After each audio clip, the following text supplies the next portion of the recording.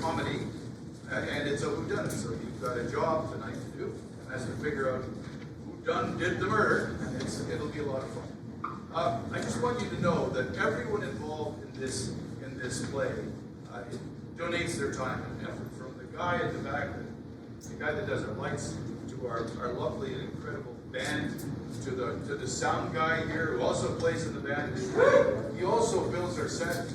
Other than that, he's disappointing. We have a stage manager back there. We've got actors all ready to go, and everybody is giving everything they have for you, as well as some grandchildren that you won't see, but they're behind the scenes moving things. You'll realize as the play goes on. So why are we doing this? We're doing this to raise money for Young United Church. It's a little church right in the heart of Winnipeg. It's been there a long time.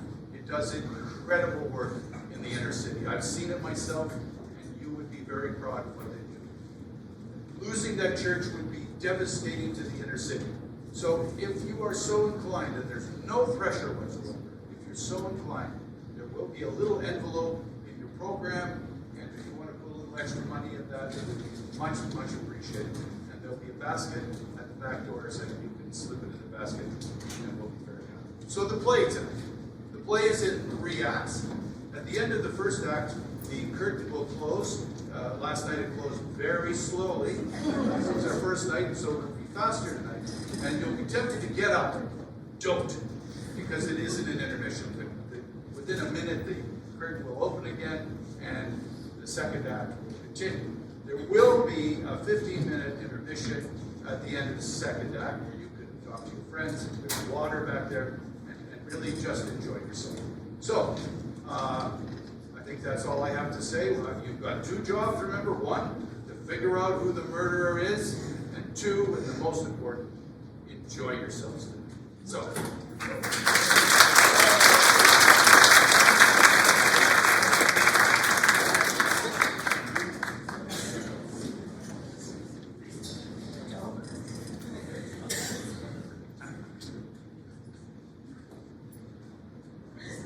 Now I work cleaning windows to earn an honest bob. For a nosy Parker, it's an interesting job.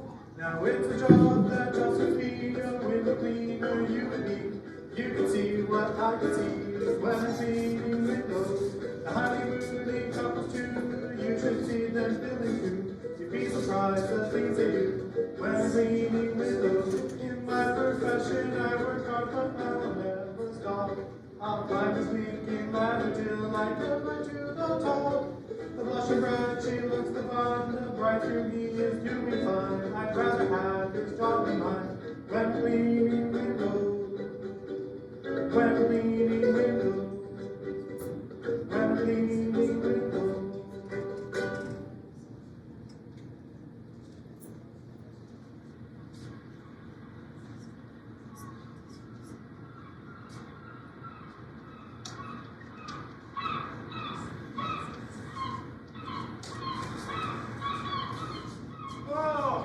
Thank you, my good man. Quick, is it? Fine rowing. That skip was very humming along.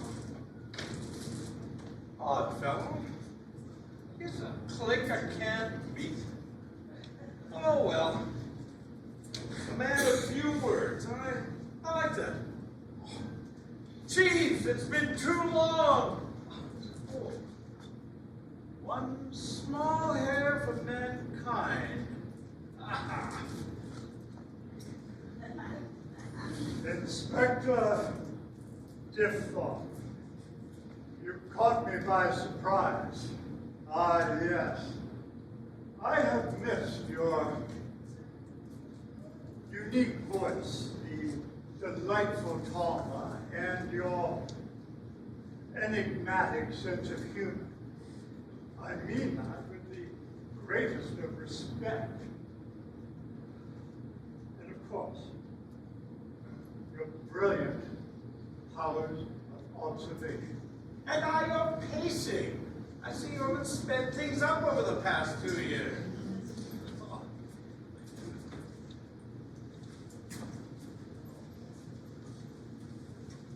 Inspector, we must talk.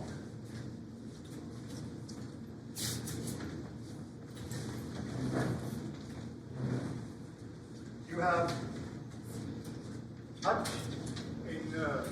Touched a nerve, you say? The word one touches a nerve? Hey, the word one murder, is that it? No, something more personal. I want to appeal to your mathematical self. Of course. Are we free to speak in front of that gentleman? He looks familiar somehow. He's completely deaf. Can't hear a word we say. Oh, good. I don't mean good for him. But, of course, but, so he's hard of hearing. You're not oddly, never say hard of smelling. Speaking of this topic, I am reminded of an old British joke that will test your ability to recognize humor. Would you like to hear it? Indeed, I would. Well then, here goes. There were two deaf chaps on a train to Wembley.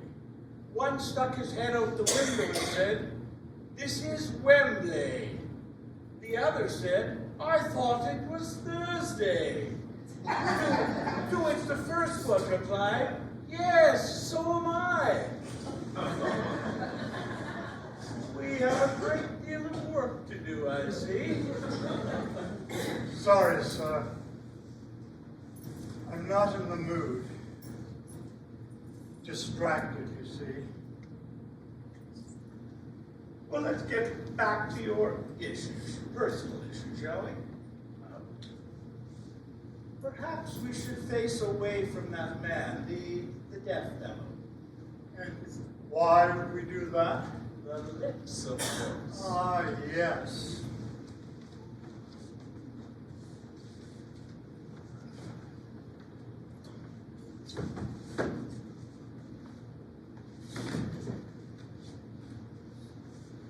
Oh, how I missed your keen mind.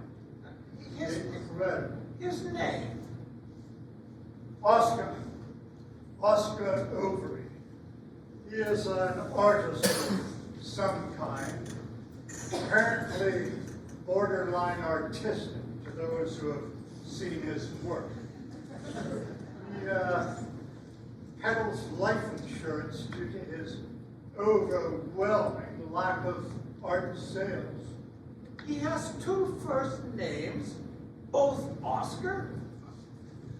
My wife and I were never blessed with children, but I always wanted an Oscar. It's a joke, Jeeves. Ah, yes. Levity. You did not even smile. I chuckled internally, sir. We must deal with your lack of humor. You're missing so much of life.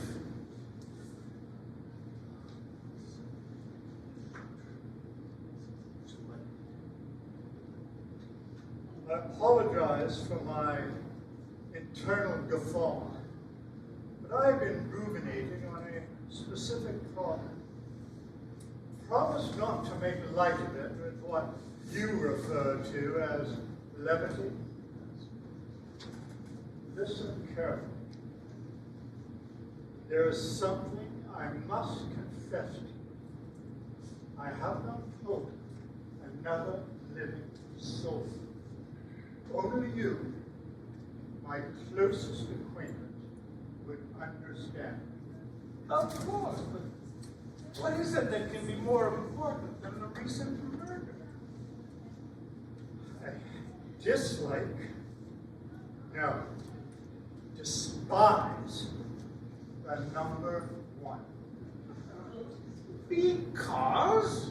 Well, I am no mathematician, mind, but one should not be considered a number to the layman.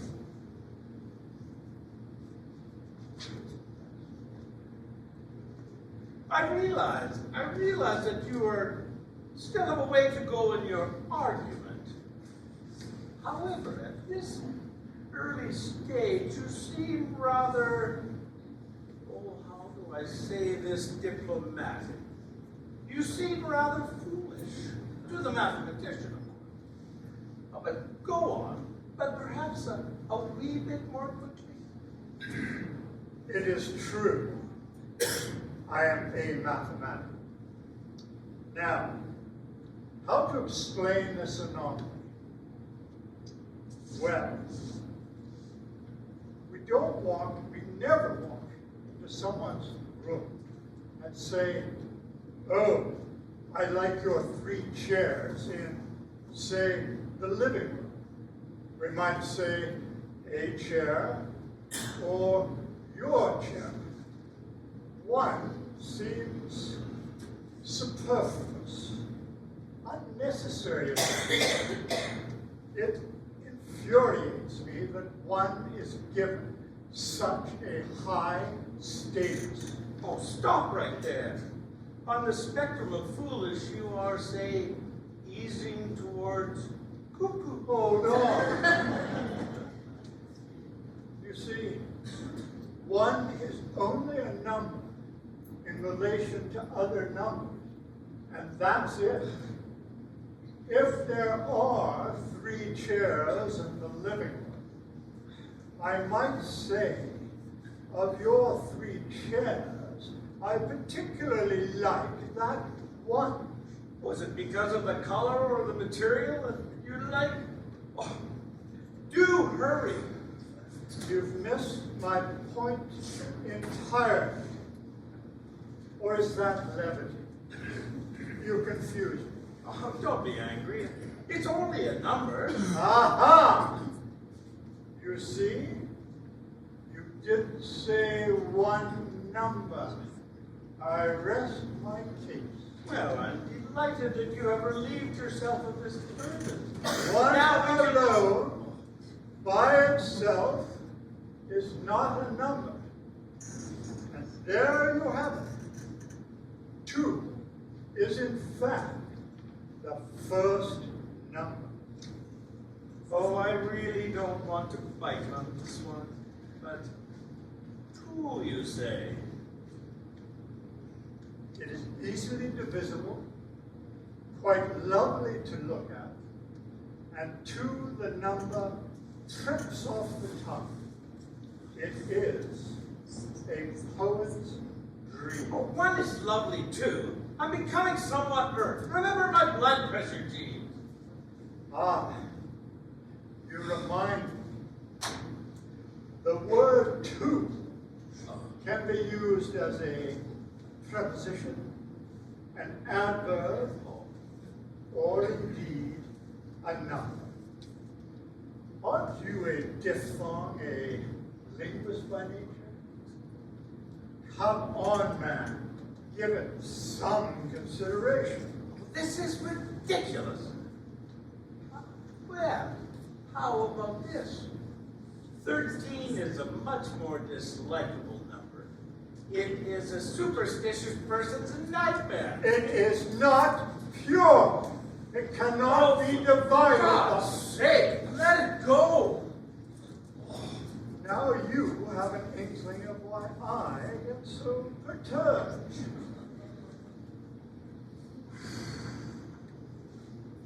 Let's talk about the verdict. What?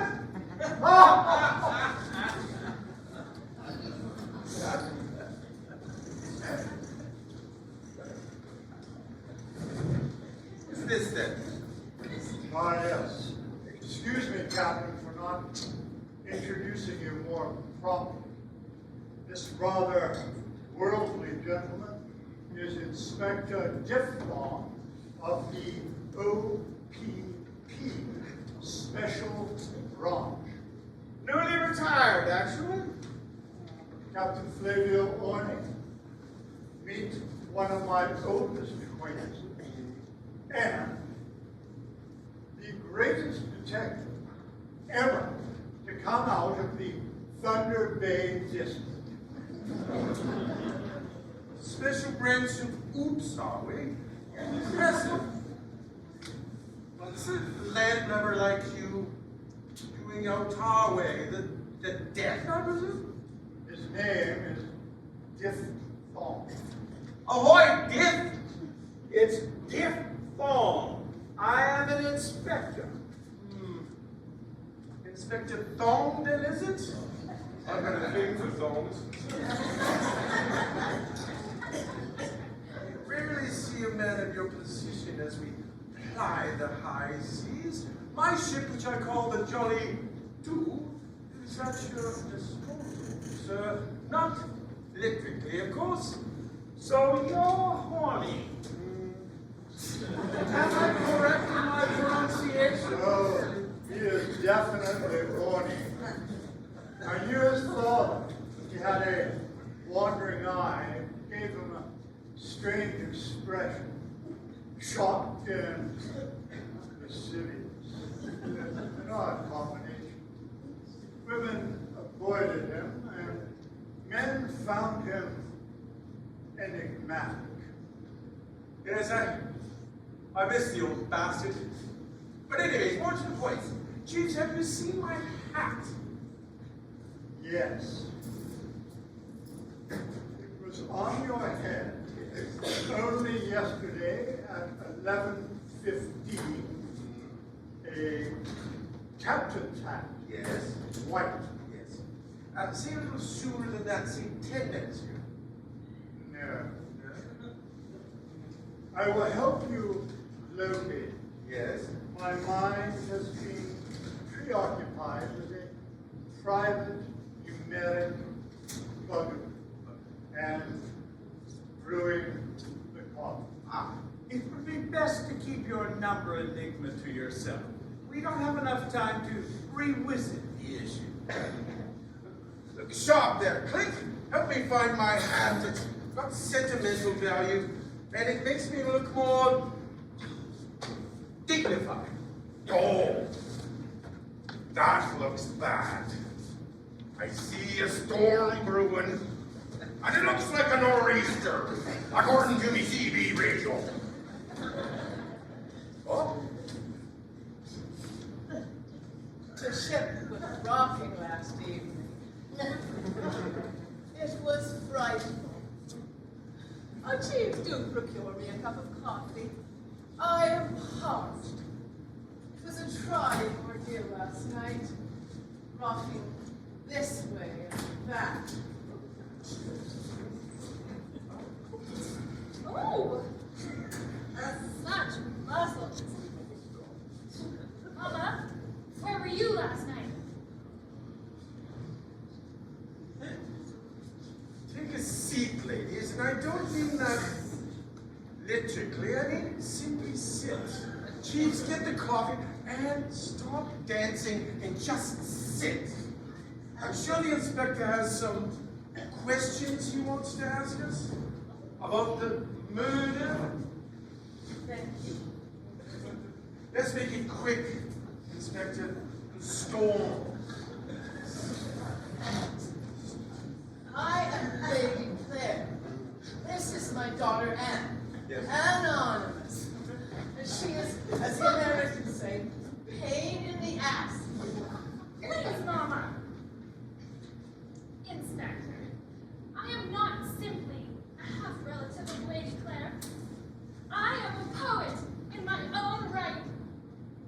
I've even been published in some prominent magazines. But oddly, I never get paid. So I've decided to become a dancer instead. A pseudonym might solve your problem. Now, ladies and gentlemen, there was a murder approximately 1 week ago. None of you seem too concerned. The police are baffled. I have a file. No suspects, no motive, no poison, no modus operandi. A murder, you say? A bit presumptuous, I'd say. Valid point, Lady Claire. But that is for my investigation to determine.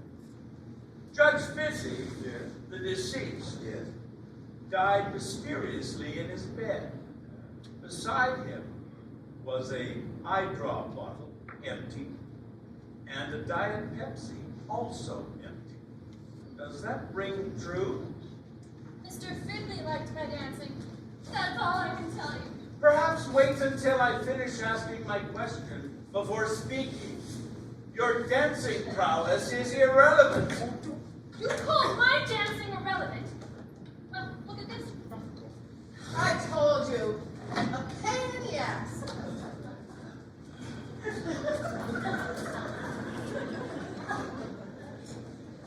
I see. Oh, shiver me timbers. Such arms. How can I sit when the world is full of you? I have to remind you that there's a big storm coming. Get to your point. Oh, here comes Speedy himself. He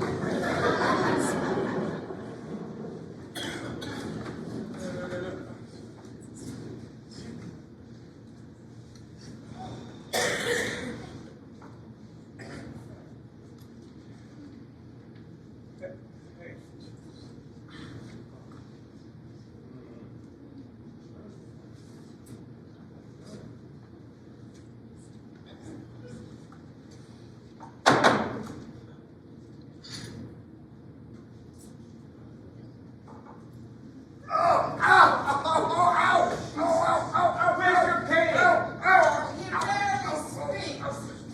He's like a human sloth. Amazing. He makes cheese look like a jackrabbit. It's my leg. It's not asleep. I can't walk. Oh, ow. Is he dancing? Oh, foolish girl. Clip, help him.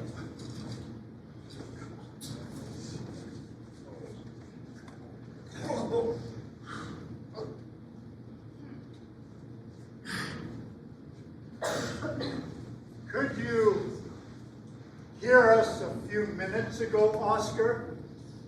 Could you make out what we were saying a few minutes ago? About the numbers? No. A relief indeed. What's all the blubber out here? I smell coffee. I smell music. How is a person supposed to get anything around here? Now my medical brain needs its rest. Oh, I'm Dr. Frederick Combover, and you are Rather frustrated at the moment. This group seems incapable of staying on track. The file says that this man, what's his name? Frederick? Fred Combover? Oh yes, the doctor here found the body. Whose body? A corpse. To what else could I be referring? Ah, there you have me. I'm preoccupied with my number enigma. I did not say what corpse. I simply said... And you must stop. You know what the doctor Combover told you? The falls, the injuries? Indeed. All right.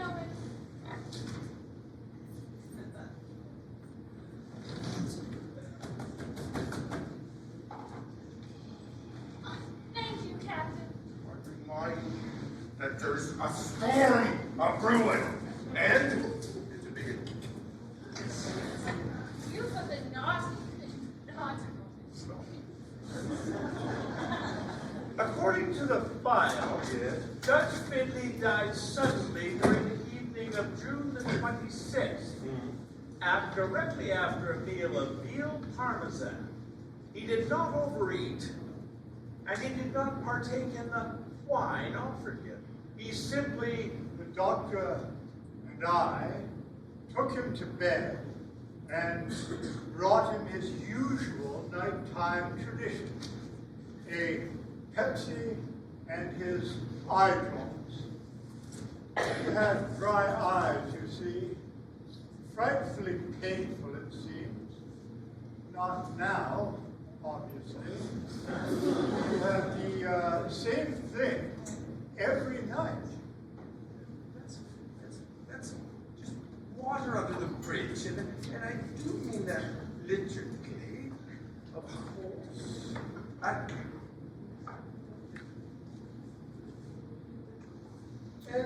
I'm more of a Coke man myself. Enough with the soda wars. Where's the eye drop bottle now? Strangely, the entire carton of drops seems to have disappeared. It was empty, though, I do remember. Yes.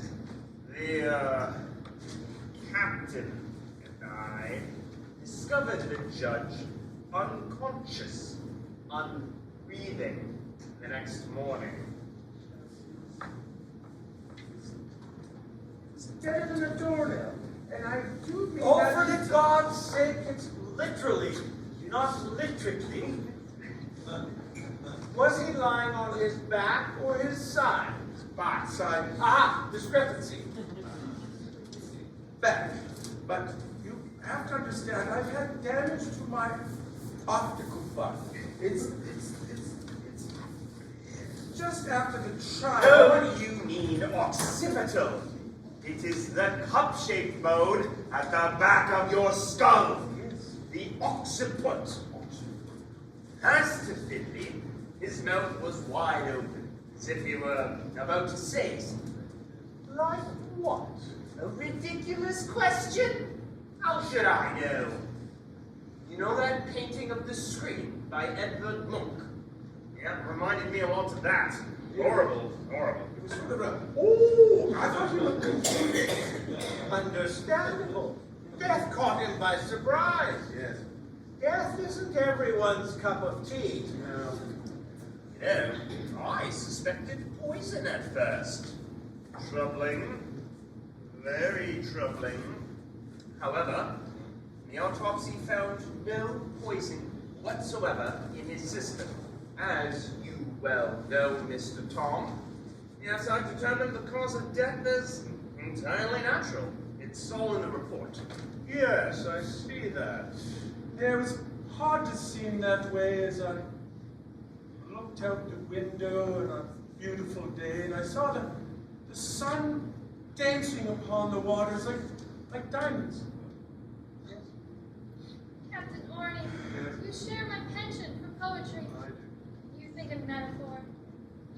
I especially love your use of the word dancing. Yes, As sir. much said. I will not be so rudely silent.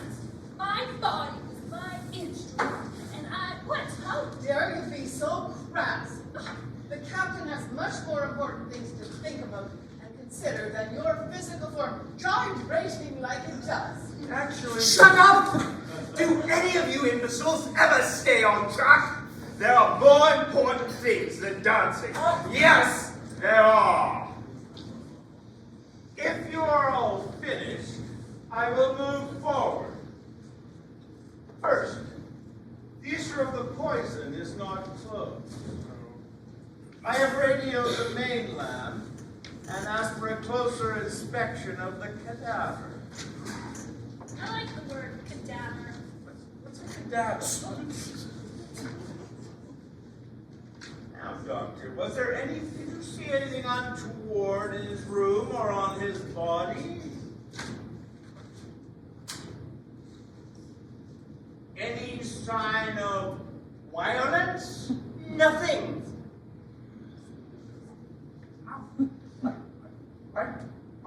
I can't be trusted. You know, the damage to the back of my optical bun, the cup-shaped bone at the back of my noggin. Speaking of cups, Yes.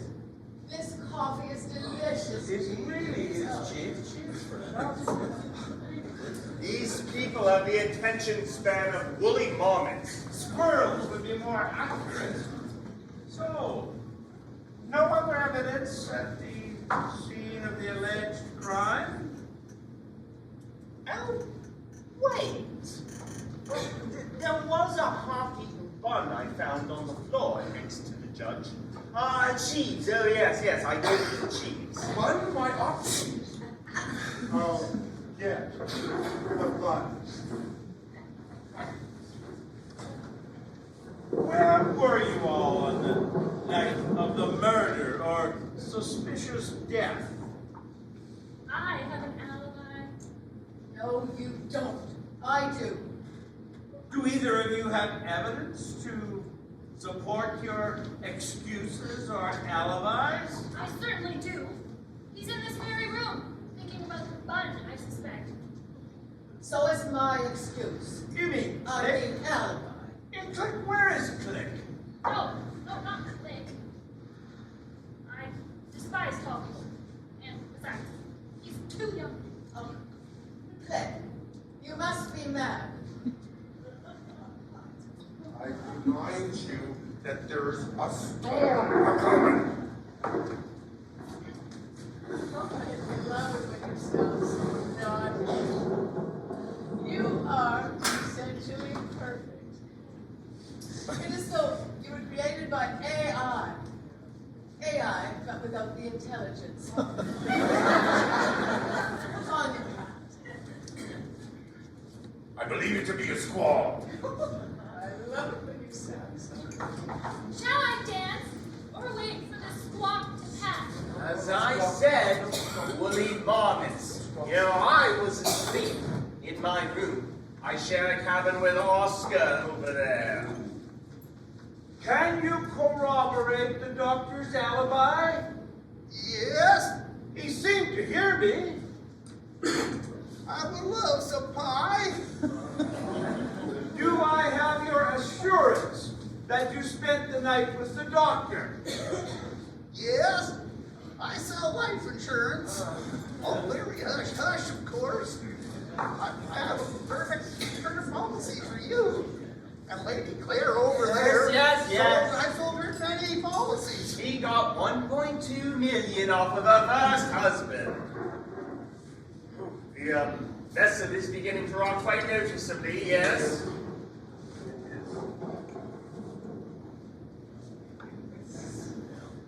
Obviously, there's no need to ask you for your alibi, Orly. I can't remember the question actually.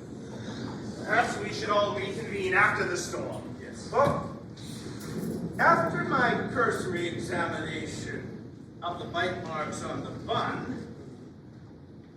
the murderer, alleged murderer, seems to have bad teeth. This suggests an English background. And from the affected nature of the bite, I believe he or she was aristocratic, at least at birth. Drives a BMW, most likely green, intelligent, not the car, of course, ergo a few more questions. Many of you seem to be members of the upper class, while others are not. It is common knowledge that the wealthy are more likely to murder using poison. Perhaps the poor just lack the resources or are just too crafty. Anyway, I need to separate you into your groups,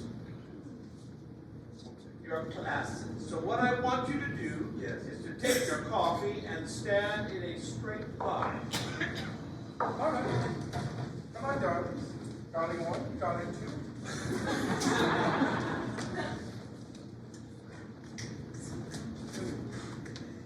Come on.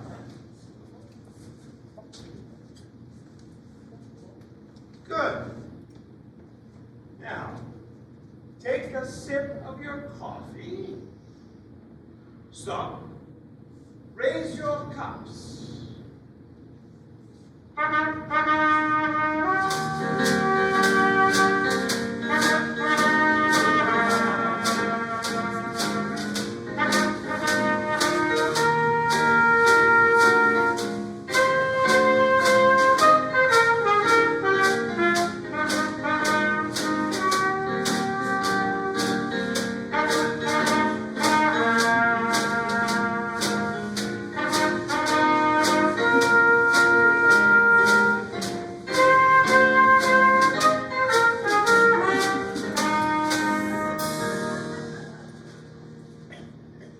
Significant, do you think?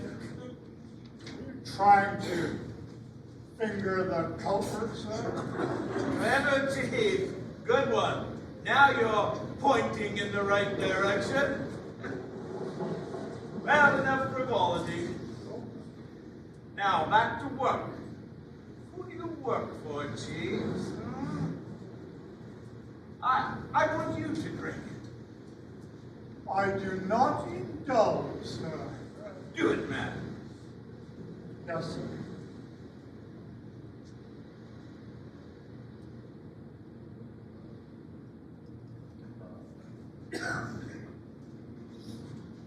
I am in no one's employ at the moment.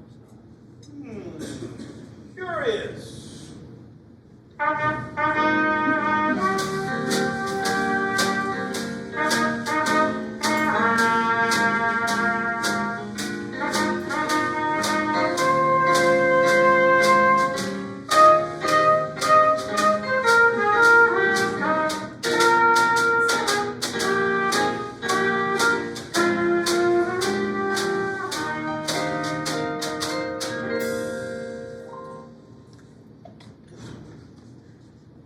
Using the bun, I will draw a picture of the felon from my extensive forensic training.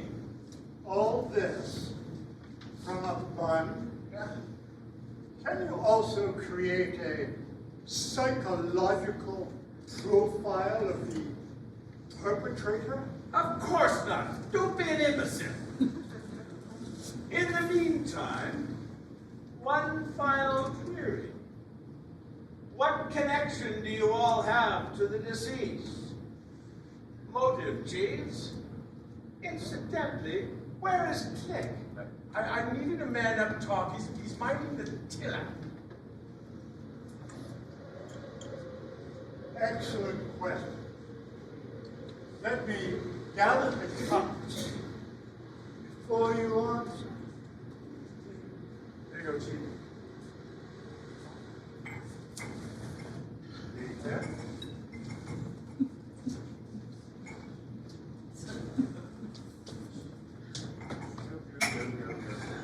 Here we go down the chin. There. Oh, there. No, yeah, no. Yeah. There. Oh. There. Oh. Ow!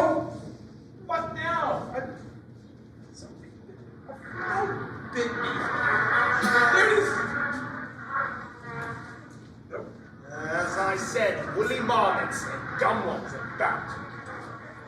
Frankly, I believe you have ingested the insect. Have not.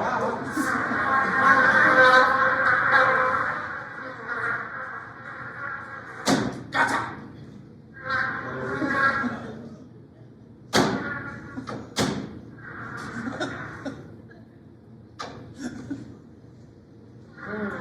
Yes, revenge is sweet. I don't mean that to be taken the wrong way. Your time is up, it seems. One additional question. What are you all doing on this vessel? They received letters inviting them for an all expenses paid holiday on this yacht. I have collected the letters. Let me see. Yeah. All the letters say exactly the same thing. The captain's includes $10,000 for the rental of his boat. Curious. They are unsigned. Modern cursive handwriting. Email, it appears. If indeed a murder was committed, who do you believe did it? Oh, I suspected as much. Well, I'm getting out of here. Come on, Oscar. Let's go back to the cabin. Easy, come on.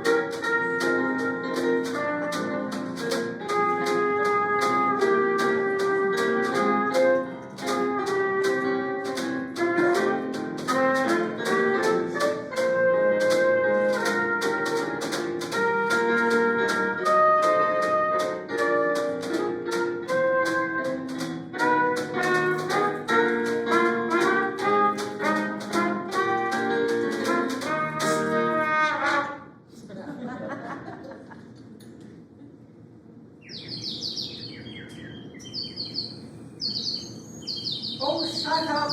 Birds annoy me!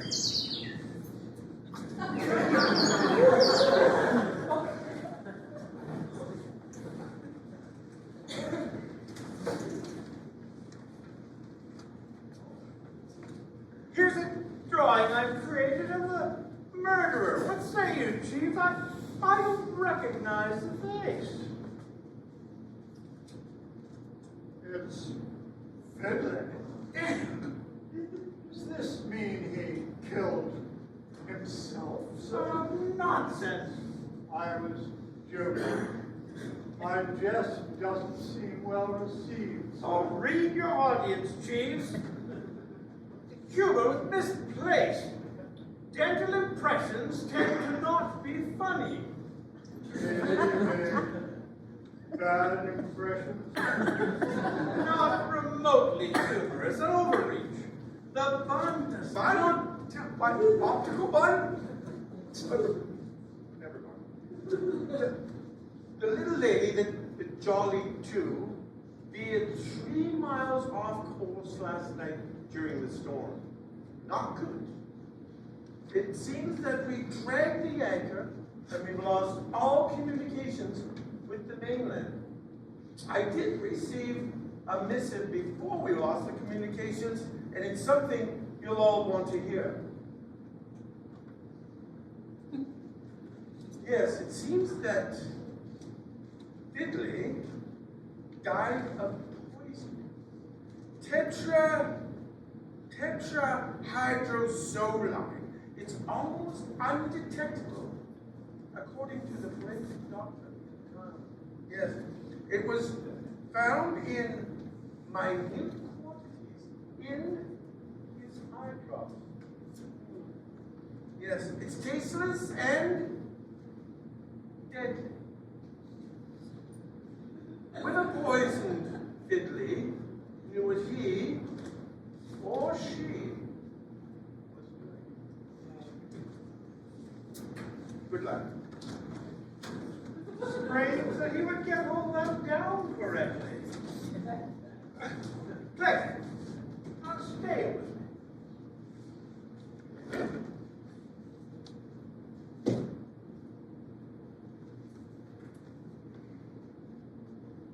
Do you speak English? Or in fact, any languages for that matter? Yes. Several. Where were you on the evening of Fiddley's murder? I was working on the engine most of the night. I feel enormous guilt. The judge was my responsibility, and I let him down. The things I've seen on this vessel, debauchery, fen of filth. Well said. In the Congo, we practice many acts of venality, but this, I shudder at it. I fear some horrible retribution. For your own sake, you should leave as soon as you can. Above all, do not trust the butler. He's a liar. He doesn't even butter. Where did you get your vocabulary? The Congo, you say? I was raised in the Congo. My father was killed on a safari, I've been told. My mother abandoned me on the windswept savannah. She drove away in a jeep. She was very beautiful. Odd that you would remember that. I was left to die. Did you? No. This is not easy for me to relive. It's a horrible memory. God. Well, go on. Oh, I was found by some local tribesmen. Raised as their own, became one of them. Zulu, Maasai, Watusi. No. Pygmy. I identify as such. Much for a pygmy. I was a baby, remember? They didn't imagine I'd grow to this size. A pygmy, you say? That's my credulity. Typical. You know, everyone makes light of my heritage. Pure discrimination. You should take sensitivity training. I do have an overdeveloped sense of humor. Ask Jeeves. I apologize. A giant pygmy, you say. I dislike your tone. You know, every other minority gets their own letter, but not one P. Well, it's because there were so few of you, I You imagine. see? Yeah, no one sees us. We're as good as invisible. That is the worst kind of prejudice. Ask any woman, any person over 80, any clown. Are you absolutely sure, convinced, that you're a pygmy? Are you convinced that you're a man? Oh. It began on the savannas of Africa.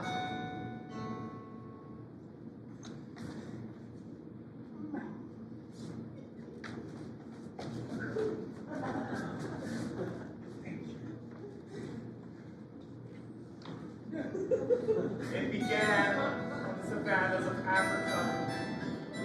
A 3-year-old child left in a burning heat, alone, with predators behind every tall blade of yellow grass. A savanna I learned to love. Waves of heat crashed against the dry, yellow soil like battalions of pain, one swallowing the other.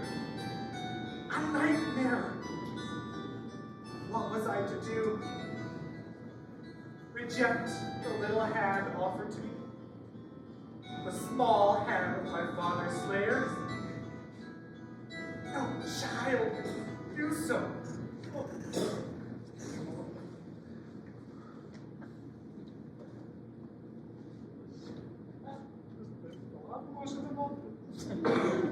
You're trying.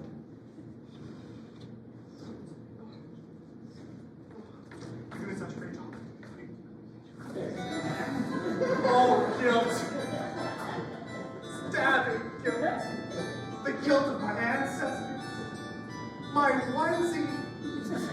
Ill-suited to the fry pan of heat I must endure. Then, oh God, my first words when I took a camp in the rainforest and smelled the soup they were enjoying. What's cooking? Asked Lucinda. God. What's cooking? Smells delicious. Oh, imagine a 3-year-old being able to use these words. Can I have some? Oh, the shame. Oh, heartful shame. I'm going to stop you right there, Shakespeare. You seem to feel guilt for virtually everything.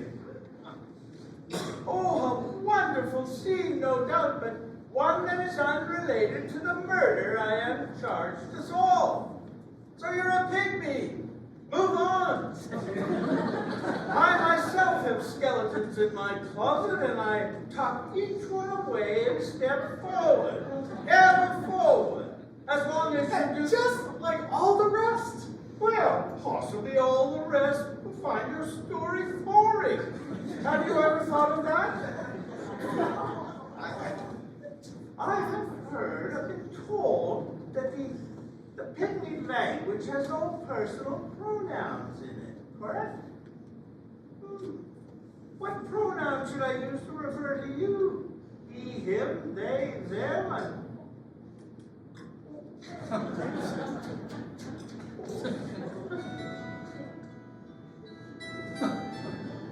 We fly beneath the radar. Black History Month. Women's History Month. But no Pygmy Month. Men always look up here. They should be looking down here. It's what's here that matters. invisible. It's a crime. May I offer you two a drink? Yes. Oscar, would you like a drink? Tea? Not thirsty? Sir, you aren't at all thirsty?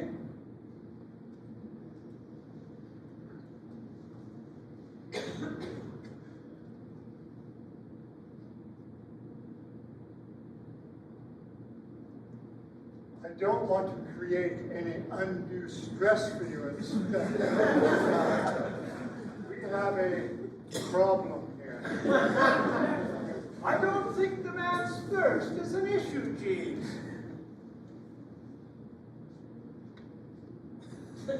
There are signs of life. It seems the man woke up dead. Private, come over. Come over. Where's the doctor?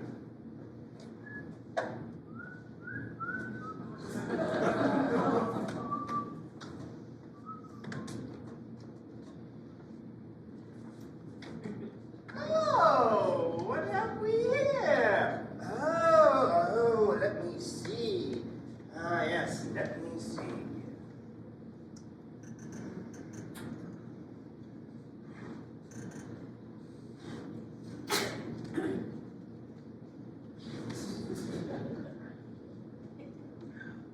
Don't rush me. It could be contagious. From him, I would expect. Excellent. Almost ready. Perfect. All right. Let's begin.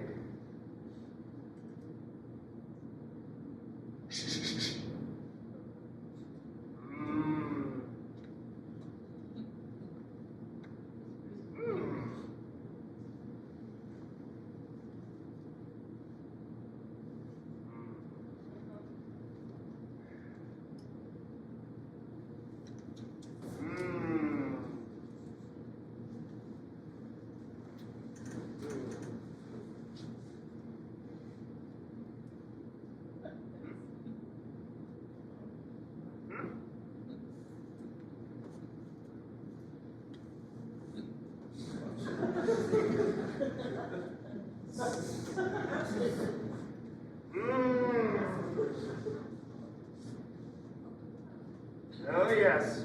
He's dead, all right.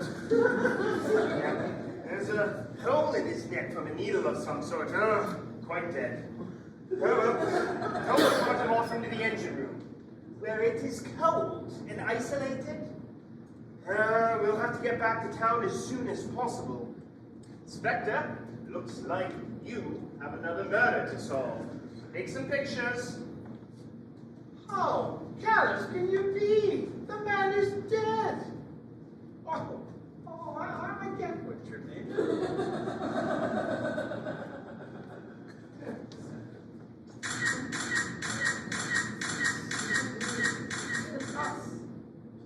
Could this neck wound be made by a dart?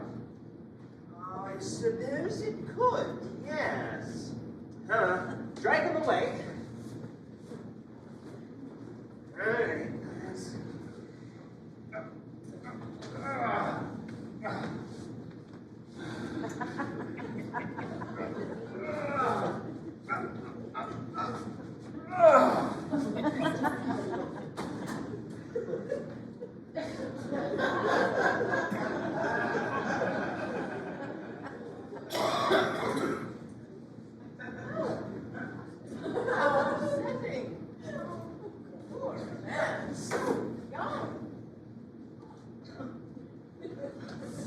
Is there any cake?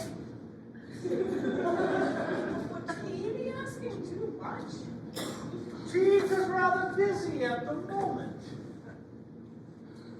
You don't seem distressed at all by Mr. Overeem's demise. She's colder than an ice pick. I, on the other hand, will miss Oscar more than life itself. No, you won't. How do you know? Would you give up dance to save his life? Good point. Maybe I should tone down my rhetoric. So, Lady Claire, what's your connection with it? Frederick, please join us. I'd like your opinion on their answers. Now, Lady Claire, the file says that you were on trial for murdering your husband, but the case was dismissed for lack of evidence. Explain if you can. Yes, Mama. Explain how you murdered dear old Papa.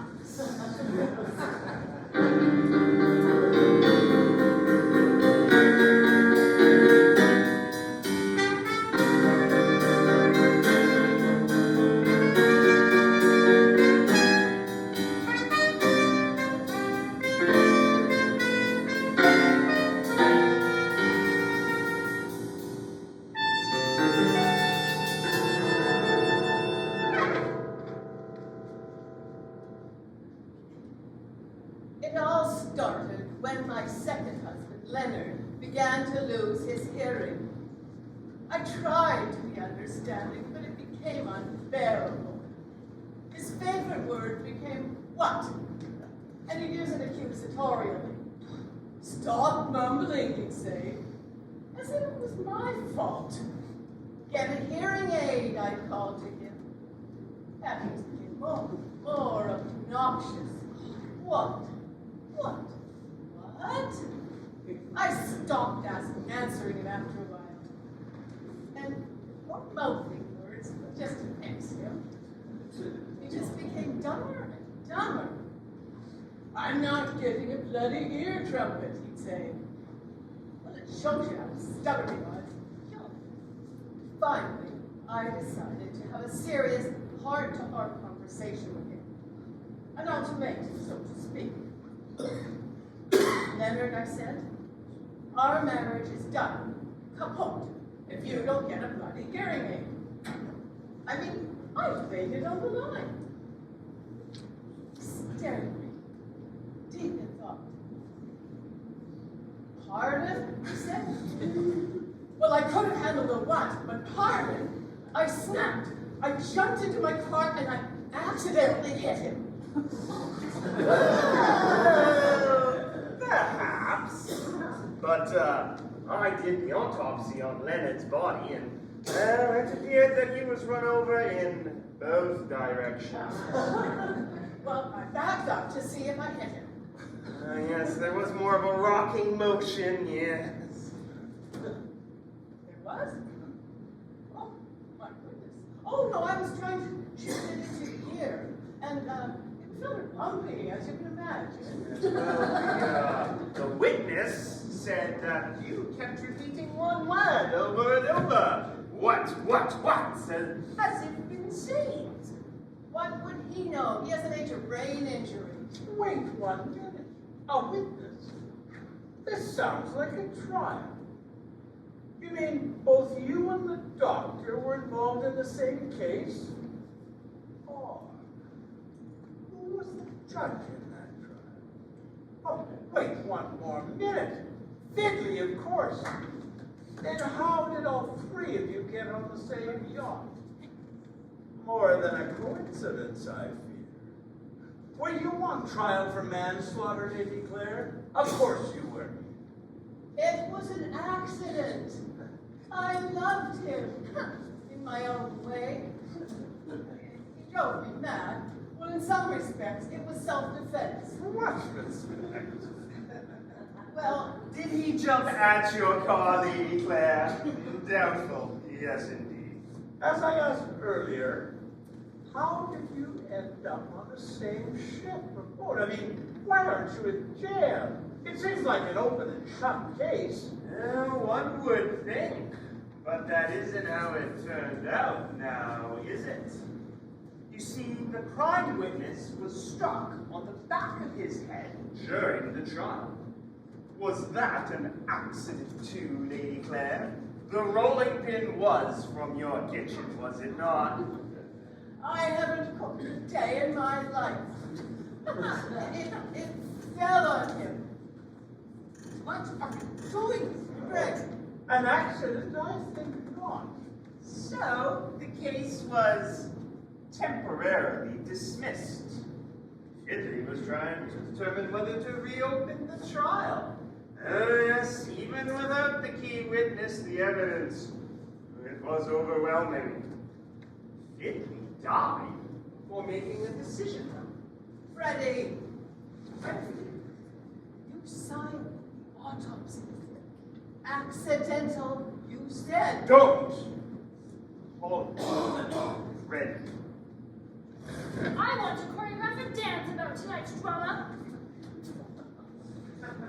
I so love tension. Some might believe I did the murders. After all, I am Lady Claire's wonderfully talented and delightful. What? Oh, good grief. Here we go again. All right, let's see. She's not responding. The concussion of the door has killed her. Congratulations, none of us are safe. It was an accident. You all saw that. I mean, even Lady Claire said that she was an ass. No one deserves to die just because he or she is an ass. I mean, if only asses died, who would be left? We must get to the bottom of this. Gene, Click, get in here.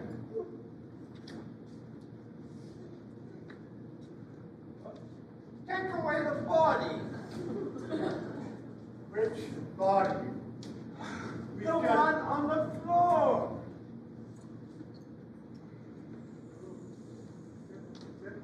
My card, sir. Never meant.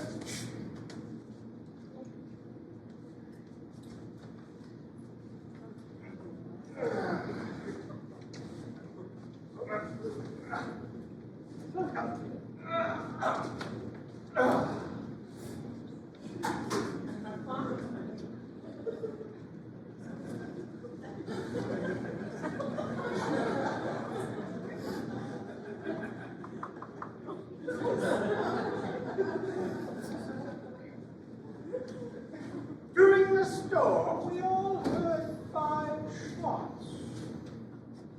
Who fired them? Why did they fire them? Who got hit? Oh my God, I almost forgot. Crushing somebody with a door tends to take one's attention away, and then there is the damage to my optical bud. We're sinking. The shots that were fired into the ship's hull means that we're taking on water at an alarming rate.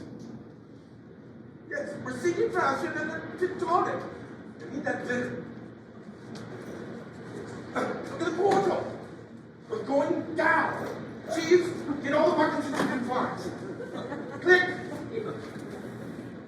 Put on the mask and flippers and take this compound. You've got to plug, find as many holes as you can, and use this compound to plug each individual hole. Go, man. It's our only chance.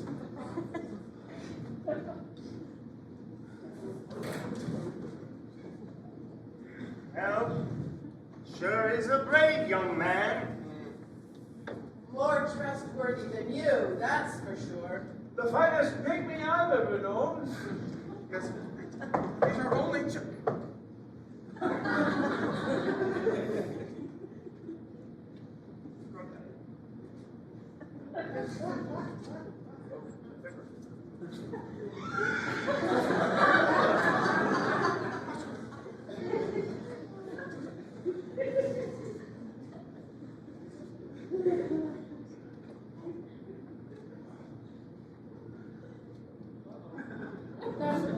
God, he's gone. I can see him floating away. We're dying like flies here. Oh, I hate flies. Chief, get the buckets. Form a line, people. Form a line. Form a line. Go, go, go. I realize this may be an awkward time, Inspector. Have you solved any of this crime? I'm not missing your powers of deduction. I'm not using my powers of deduction on this book, Chief. No, sir. No, it hardly seems necessary. Rather, I'm using my powers of reduction. It is a term of exclusion in legal parlance. Reductive reasoning. It is an approach to proving guilt. Excuse me, but I can't swim, so can we please hurry up? You remind me of my first husband, Jerry. Desperate. Oh, desperation. You like that in your men, don't you? You owe me rich. Reduction, sir? Yes. The number of possible murderers is diminishing by the minute. I am determining the murderers through a process of elimination. We'll just figure it out soon. We're running out of time. And people, for that matter. It also seems to be getting dark. Excuse me, but I can't swim. Death me not proud. I wish Anne were still alive to hear her read my poetry. Everyone out! I will go down with the vessel. No, I will, because I can't swim. It's customary for the captain to go down with the vessel. I will go back because we're sinking so fast. I will take full responsibility because all this marine catastrophe. Okay. I hope that history will judge me fairly.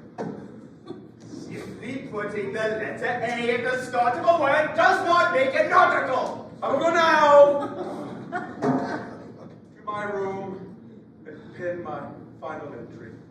Click's floating away somewhere, and he deserved so much better. So many deaths, all in my fault. Don't be so dramatic, Captain Horny. I'll go with you, and perhaps we can spend our final minutes in rapture. Live up to your name. Everyone's dead. My husband's, the insurance agent, the judge at my trial, my stepdaughter. I don't care as much about the picnic. Is that crass? This process of elimination seems to be working well, Inspector. So, who is responsible for all this carnage? No, Lady Claire, I must do this alone. I have but one bullet left in the chamber of my gun, and it has my name on it. Not literally, of course. You do.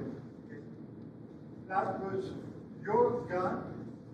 But why? I will now go into my room and pen my final entry. I have a bullet in that gun that I am going to finish myself off. So you caused all this chaos. But why? Why would you sink your own ship? It's hard to say. Maybe I was shooting at flies. Remember, the damage to my optical bun has been so My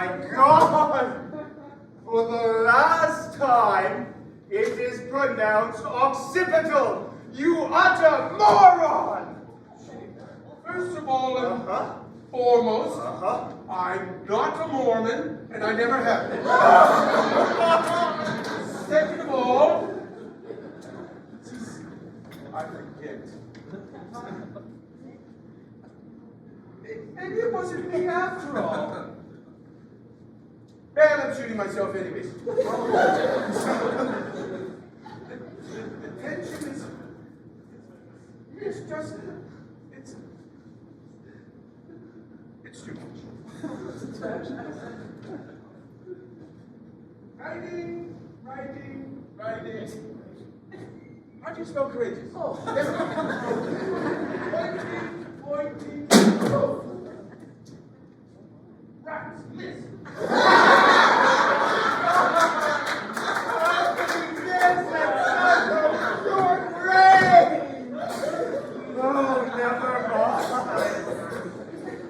Goodbye, Jeff Long. It's been great knowing you both. Oh, save me, Jesus! It's pronounced Cheeves. It's all happening too fast. Our Father, who art... Everyone save yourselves. The life jackets have disappeared. I now know who the mastermind is. Now I am sure. Now, goodbye, Jeeves. We'll meet our maker together. Who?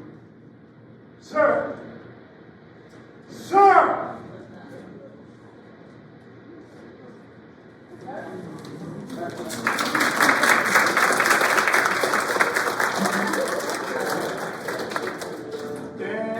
Stand on the jolly to sing near my God to thee.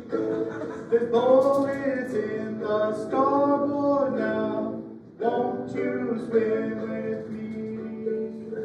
Won't you swim with me? Won't you drown with me?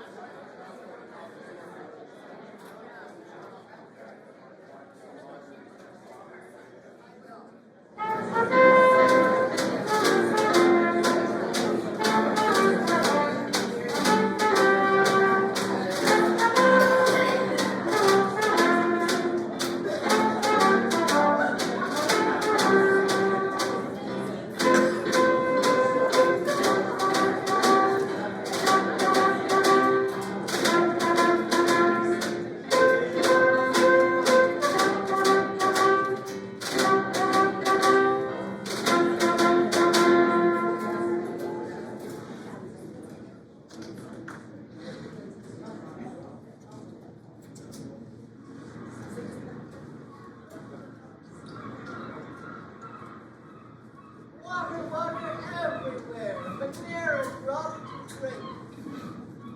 Oh my God, how did it come to all this? Everyone I love, gone. You do realize that we are surrounded by fresh water, don't you? Why do you always have to correct me?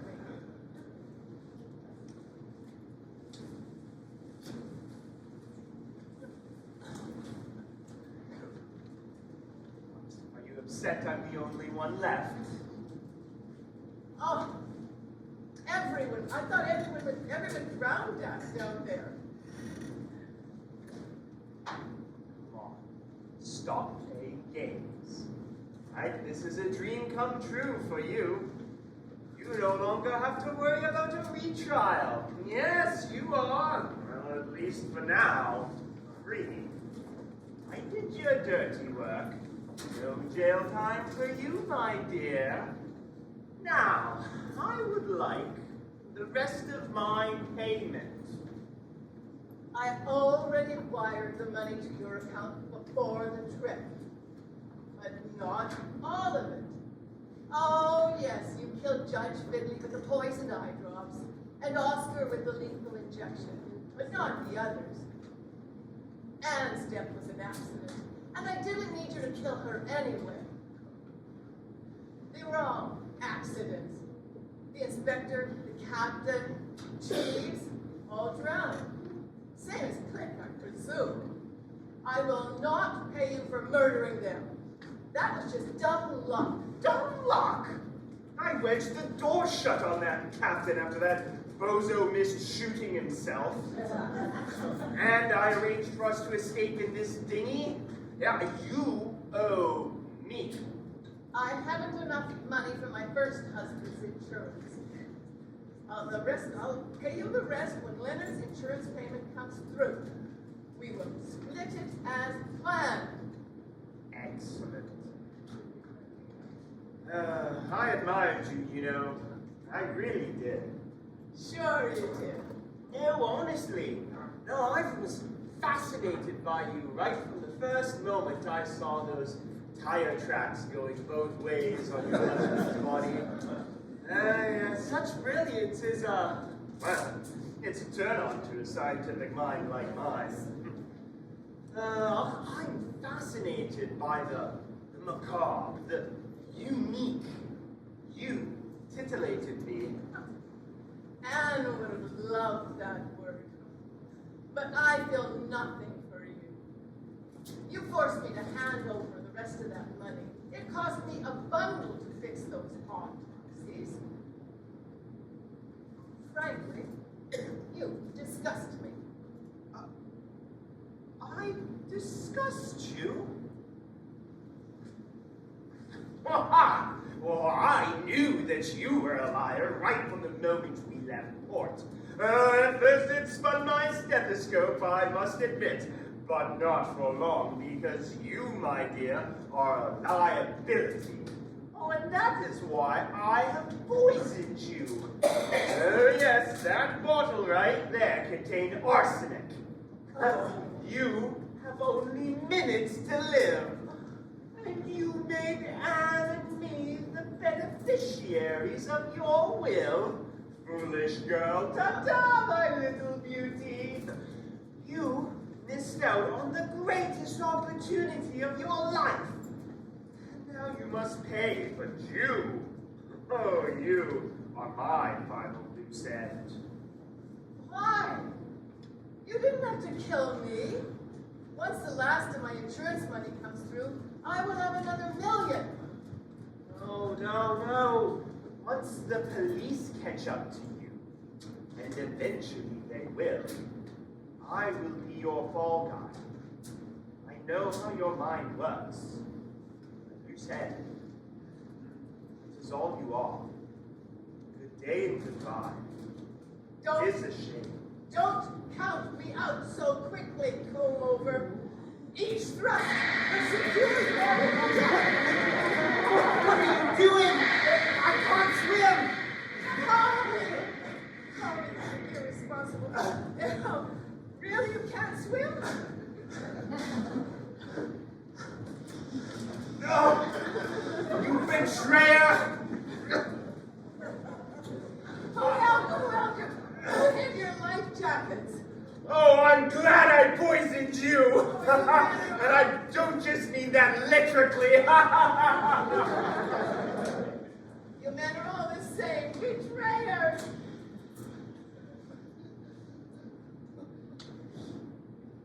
I wish I could run you over with something.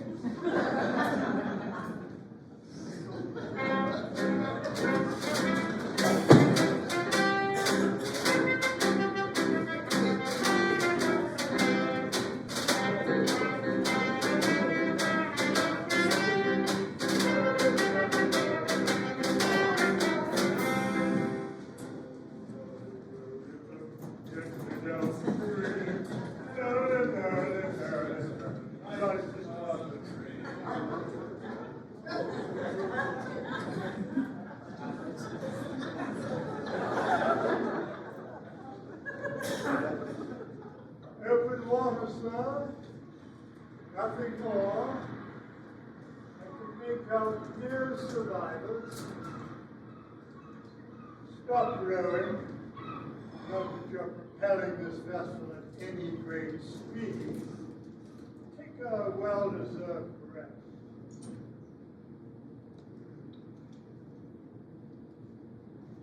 The fair breeze blew, the white foam flew, the furrow followed free. We were the first that ever burst into the silent sea. Let me stop you right there. Your poetic musings, though rhythmic, are nonetheless annoying. Down dropped the breeze, the sails dropped down. 'Twas sad, sad good end, and we did spake only to break the silence of the sea. Was I too subtle? Hark it, Jeeves. We're on Vulcan Lake, for God's sake. Day after day, we stop your breath, your motion, as idle as Oh, they what is it about the word stop you do not understand? Too many syllables? upon a painted ocean. Sorry, sir. I had to free myself of this poetic tension. The impulse to complete the rhyme is overwhelming. Well, we diphthongs have a long history of poetic recitation, but too much is too much. Your appreciation in this domain is overwhelming. Gag-worthy, in fact. However, in the art of humor, you still have room to grow. I have endeavored to shore up your meager knowledge in this regard over the last few days. Comedy still eludes me, sir, I'm afraid. Try a joke on me, if you will. Ah, yes, a test. I see. Yeah. How about this one?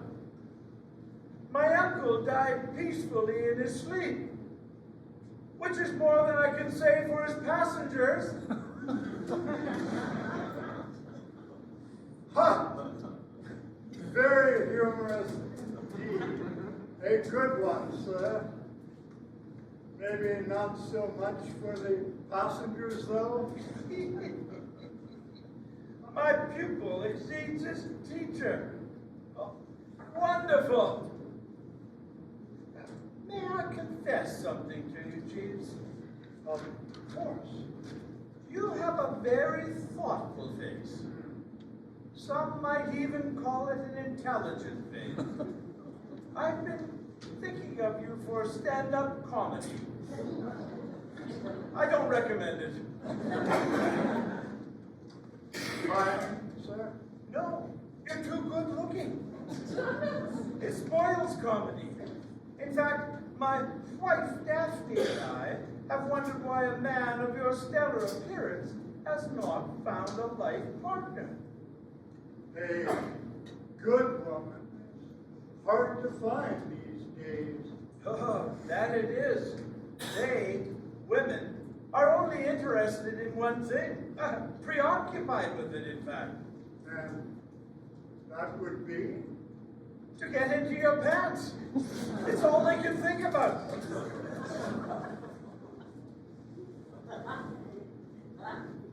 the wallet, sir. Exactly. Women can be poisoned, Jeeves.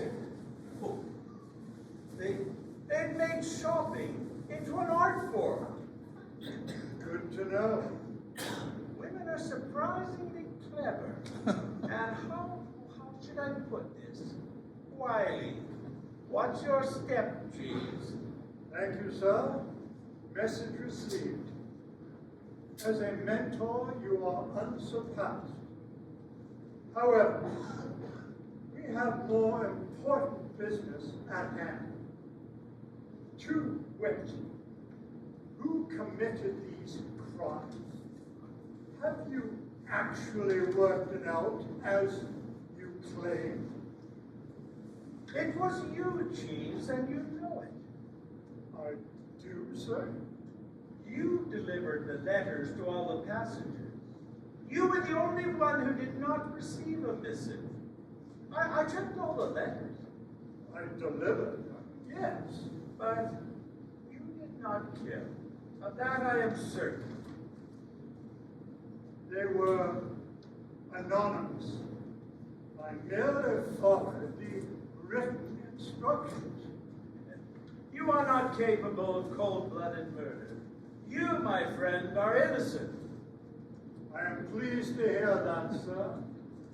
If not me, then who? A great detective does not reveal his methods.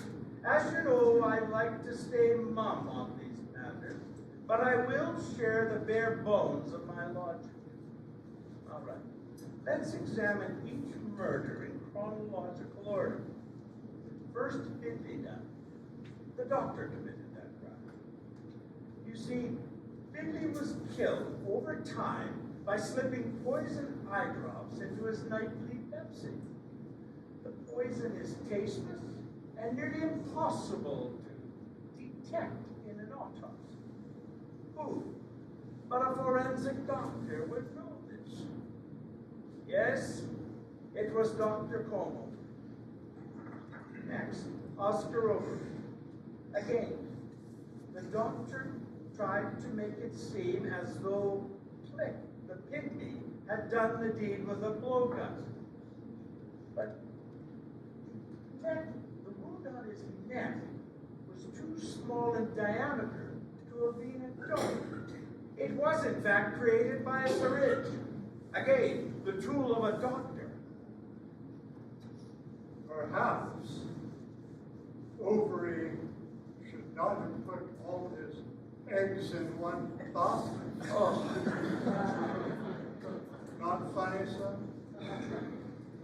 But my number theory suggests that crimes are committed by not one, but two individuals.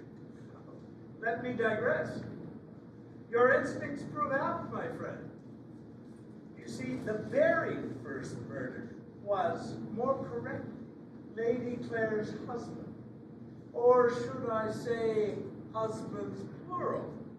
You see, if Vicky had found out that she had killed both their husbands by running over them with vehicles, in Africa, a Jeep, in Canada, a Ford, evidence would have been overwhelmingly against her. So, Now, Overy had sold her enormous life insurance policies prior to their death. Again, who has the motive to keep these facts undercover? Lady Clare, of course. She wanted the insurance money kept beyond everyone's awareness. so Oh, stop interrupting me and listen. We're not making a pair of pants here. Let me think. But I'm sorry, sir, but how are Lady Clare and the doctor connected? It takes two, remember. Ah, I see you are asking. If Lady Clare had the motive to kill, then why did Dr. Comover murder Finley and Over? She could have done it herself. She's certainly capable of murder. It's the oldest motive in the book. Greed. Comover discovered the truth and blackmailed Lady Clare into signing over half the insurance proceeds to him. How did you figure this out, sir? I am agog. Such brilliance. Go on. Well, Comover knew the exact amount of the insurance policy. That seemed odd to me. no one knew anything about the policies whatsoever. Where was I when I first started this? You threw me off with brilliance. Oh yes, Anne's death was an accident. Captain Orney went down with the ship. Rather convenient for the two perpetrators.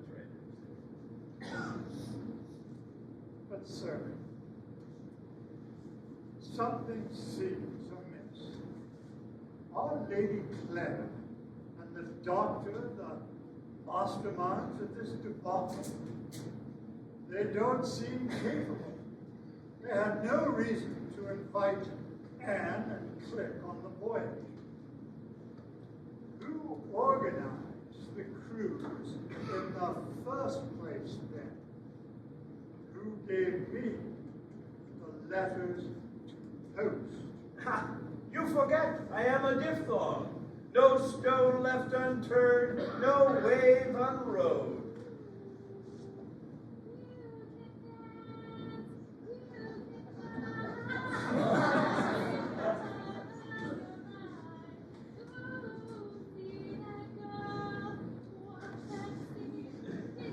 Just as I suspected, the crime was synchronized by another.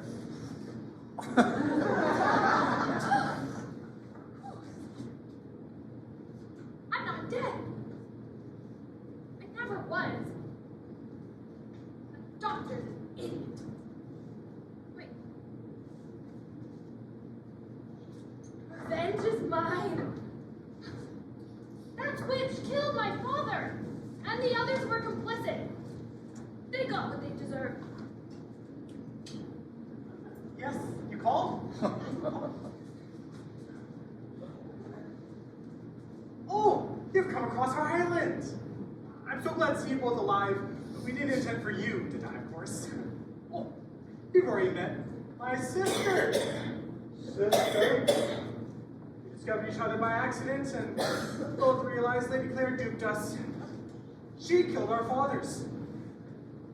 But you haven't killed anyone. No, we haven't. Just put all the scum on one yacht and they'll kill each other. That was the plan. We didn't anticipate you or the inspector being on that same yacht. Thankfully, it all worked out. I suspected as much. Then, I assume we have no reason to arrest you. Inspector? Right you are. They are guiltless. What are your plans now? I am going to join the fight for pygmy rights. We will not let pygmyism be overlooked anymore.